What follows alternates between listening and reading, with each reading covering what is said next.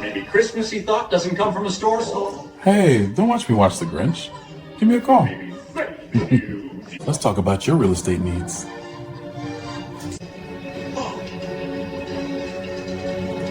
So, for the state of Wisconsin, there are different rules, different requirements, different expectations as it relates to commercial real estate, right?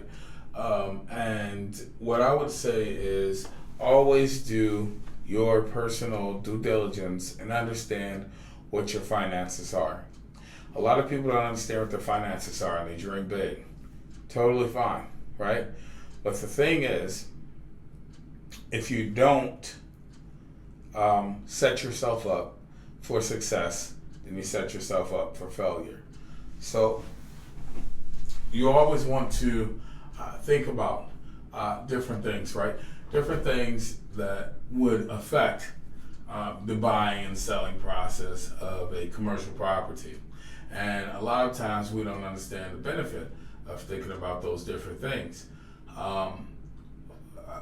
Just to give you an example, right? So we have two apartment buildings that are side by side. They're both 8-unit apartment buildings. They're both priced at $860,000, and one of them has a vacant unit, right? One of them has a vacant unit, and it can be filled. The only thing is, the property management company sucks, and the owner is just at his wit's end, essentially, and he's ready to let go. The other one is 100% occupied, right? So all 8 units are filled, and he has tremendous property management company, and the property is immaculate. Okay, so these are two different type of people scenarios.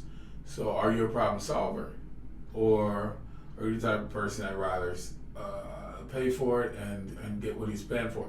So in commercial real estate, you have to think about the two, right? You have to think about, can I get in and can I make a change? Can I make an adjustment to where it'll eventually turn the property around? I increase the ARV.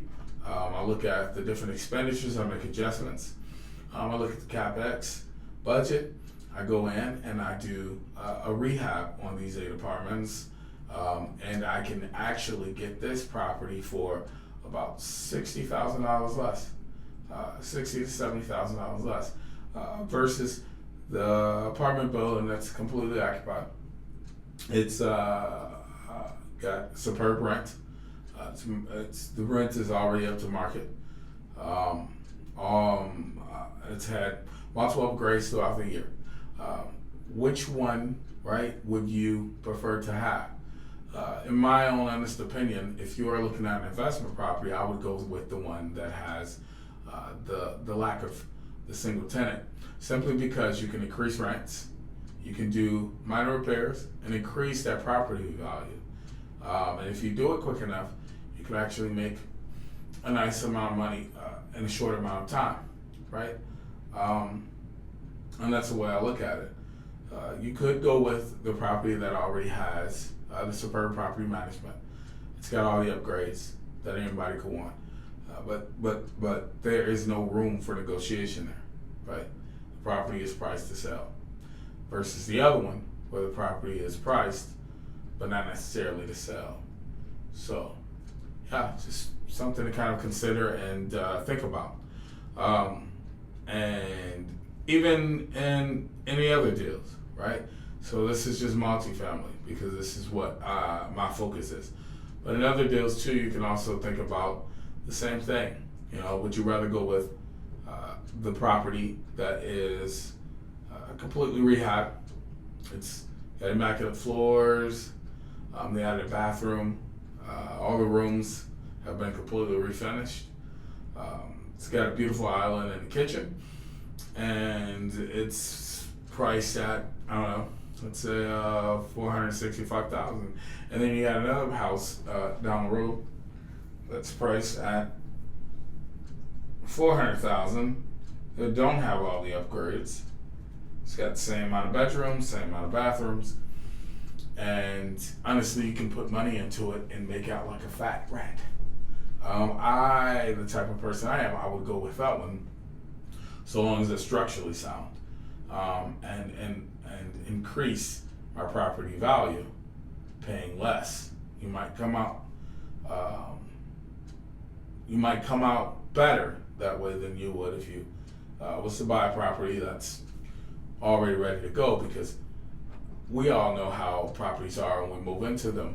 They aren't necessarily ready to go up to our standards. We will make some sort of adjustments regardless of the state of the property. So we have to think about these things, right? We have to really consider these things and go through them and determine if it makes sense to buy the property that's already ready to go, or the property that might need a little bit of work. And again, I'm not frowning on a guy that wants the property that's ready to go. That's perfectly fine, but I am in the industry of making money. And in my opinion, you cannot make money if you are making purchases of properties that are already ready to go.